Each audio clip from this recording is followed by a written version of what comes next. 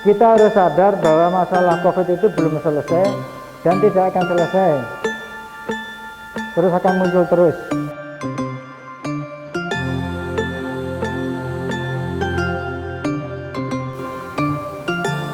Bismillahirrahmanirrahim. Assalamualaikum warahmatullahi wabarakatuh.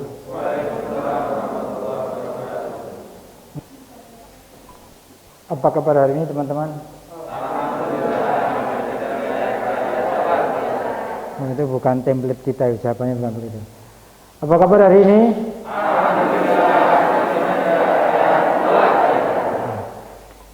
Harus create motion itu ya. Kalau motion itu create emotion itu. Kalau kita alhamdulillah.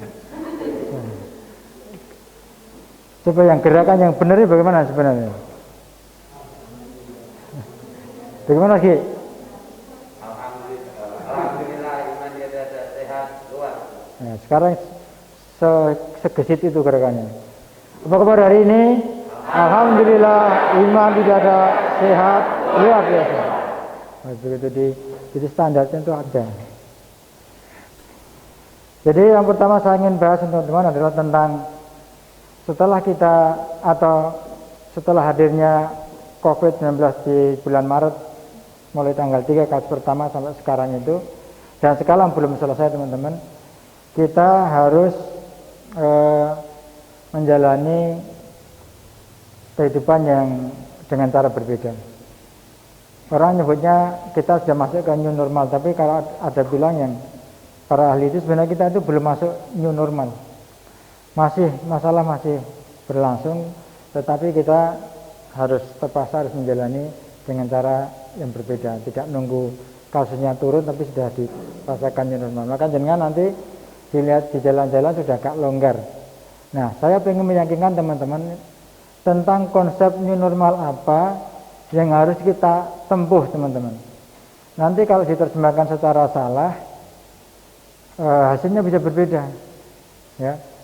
Jadi pertama yang ingin saya sampaikan, new normal apa yang harus kita praktekkan kita sebagai staf Rumah Sakit Banyubening, yang harus kita praktekkan di kehidupan sehari-hari kita. Yang pertama teman-teman, kita harus sadar bahwa masalah COVID itu belum selesai dan tidak akan selesai, terus akan muncul terus, karena diperkirakan namanya virus COVID itu tidak akan pernah punah. Jadi mulai ditemukan sejak pertama itu dia hadir sebagai makhluk baru, pendatang baru di muka bumi yang berhasil membuat banyak perubahan. Ya, oleh karena itu kita harus sikapi. Dari tahun ke tahun akan berbeda cara mensikapinya. Besok kalau sudah ada vaksin, mungkin caranya mensikapi berbeda. Tapi sebelum ada vaksin, caranya ini yang akan kita kerjakan. Oke teman-teman. Teman-teman untuk mendengarkan saya tidak perlu khusyuk ya, tapi cukup perhatian. Kalau khusyuk nanti segini. Kalau suruh khusyuk nanti pas di sholat saja. Kalau perhatian memperhatikan ke saya tidak ngantuk. Soalnya kalau sholat tidak khusyuk malah kan di pertemuan khusyuk. Mendengar khusyuk. Jadi new normal kita anut teman-teman, satu bahwa kita punya kesadaran bahwa masalah ini adalah masih hadir dan harus kita mensikapinya harus bagaimana. Pertama harus yang disikapi adalah teman-teman harus selalu menggunakan masker baik di rumah sakit maupun di rumah. Jadi new normal ini akan kita anut. Saya kemarin jalan-jalan di waktu Benegan Jalan lewat di Boyolali itu di Patung Tugu Kuda mengartikannya berbeda. New normal itu kembali seperti kemarin, seperti bulan Februari. Nah ini bukan itu yang kita maksud teman-teman. Karena apa ini? Karena sekarang ini masalah belum selesai. Dan sekarang Jawa Timur sudah masuk satu-satunya pulau besar yang merah itu Jawa Timur itu. Mungkin mereka mengartikan berbeda sehingga begini hasilnya. Karena di hitam. Jadi ingat bahwa kita akan masing-masing kita harus menjaga teman-teman, baik di rumah sakit maupun di rumah. Di masjid kampung-kampung jangan ke masjid takut pakai masker. Karena apa? Kalau satu di antara kita yang kena, akibatnya kepada semua orang. Kalau si fulan masuk gini kena ketularan di naudzubillah di pasar atau di kampung itu, bawa ke sini akhirnya nanti semuanya begini. Jadi saling menjaga, semuanya yang tertib. Jenengan, keluarganya jenengan semua diajak untuk menerapkan ini. Ya. Sampai nanti ada ilmuwan yang mengatakan berbeda di masa yang datang. Kalau misalnya 2 tahun lagi ada vaksin, mungkin solusinya juga berbeda. Oke. Masker ini seperti Pak Yani bilang, bisa jadi ini sekarang itu COVID menjadi pencetus pembudayaan pakai masker, tapi sesungguhnya nanti banyak persoalan yang bisa diturunkan dengan masker ini. Siapa tahu TB yang sudah puluhan tahun nggak pernah bisa selesai, sekarang bisa jadi selesai. Dulu ada masalah yang terkait dengan pernafasan, banyak pencemaran, mungkin bisa berkurang. Jadi mungkin hikmahnya banyak dari kasus COVID ini. Yang kedua teman-teman, pembiasaan cuci tangan kita dengan cara isinya. Di pos-pos beberapa titik tempat kita yang memudahkan sudah ada cuci tangan. Jenengan ingat-ingat, budayakan, begitu masuk ke rumah sakit, parkir, langsung cuci tangan dulu. Nah sekarang mana yang ada kesulitan tempat cuci tangannya bisa usul ditaruh di mana. Tapi yang jelas di tempat parkir ini sudah ada 2. Begitu parkir di situ langsung cuci tangan. Yang turun di belakang kantor itu sudah ada tempat cuci tangan. Yang tidak pakai kendaraan di depan sana sudah ada cuci tangan, depan gitu sudah ada cuci tangan. Di tempatnya depan gizi sudah ada cuci tangan. Itu untuk meyakinkan setiap yang mau masuk harus cuci tangan. Ya. Kemudian pada saat jenengan mau pulang juga mampir yang serupa. Jadi yang pulangnya lewat belakang cuci tangan dulu, baru pegang motornya baru pulang. Yang di sini juga gitu. Ya, ini saya tahu tidak mudah membiasakan seperti ini, tapi saya minta tolong. Makanya selalu dicatat. Lakukan ini teman-teman dengan tertib. Simple, tutup, pakai masker, cuci tangan.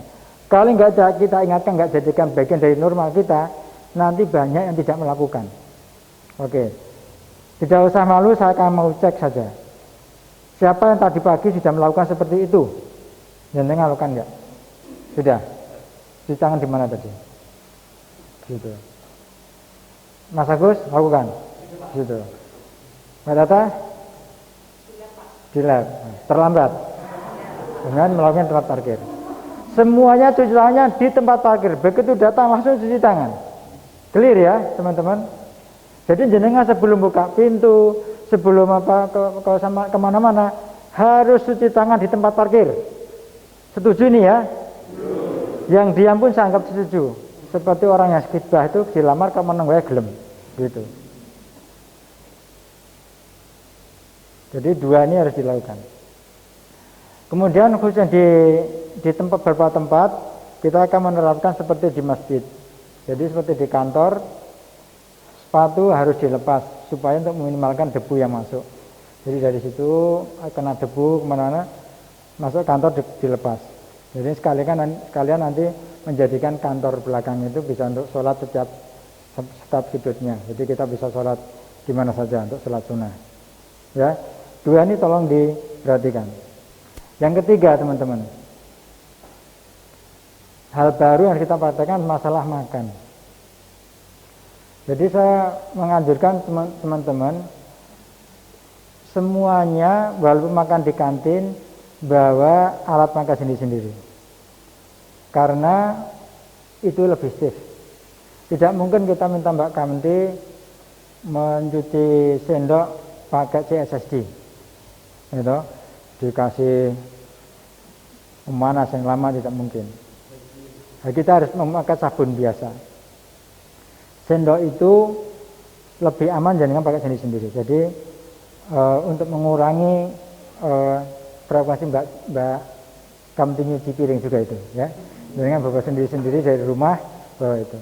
Piring juga bawa sendiri, alat minum bawa sendiri. Nah, juga kita sedapat mungkin mengurangi kepadatan di tempat-tempat umum yang terutama di kantin kita yang ukurannya masih kecil.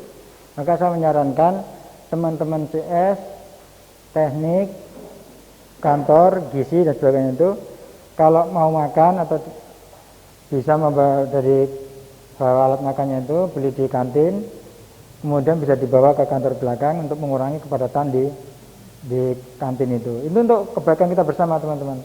Nanti pengunjung biar juga lebih nyaman di tempat kita karena tempat duduknya bisa jauh-jauh. Jadi 3 hal ini, cuci tangan, sebelum masuk rumah sakit dan pas mau pulang, kemudian selalu pakai masker, sama alat makannya minta tolong dibawa sendiri-sendiri. Oke, ini 3 perilaku pertama harus kita ubah, teman-teman.